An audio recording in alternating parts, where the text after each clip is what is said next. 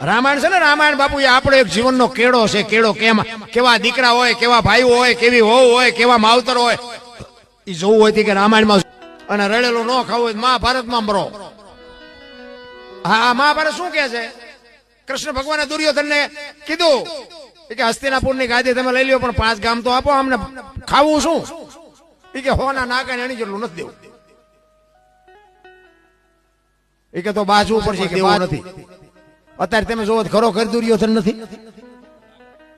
કોઈ કરે છે, રામ હશે ચાઈ, એવું નથી કહેતું બધે, પણ અત્યારે દુર્યોધન જાજા નથી દેવું. તાર થાય કરી લેજે, પછી બધું ખૂટી રહે, પણ પાછા નથી વળતા.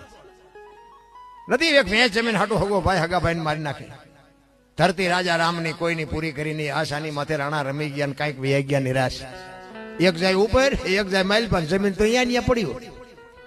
પછી ઓલો જેલમાં હોય એની પાસે જાવ ને તે શું કે ઓલું પસાવી કણ રહ્યું જાય ભલે જાય, પણ મને બારો કઢાવતા વેચ જવા દીધી હોત તો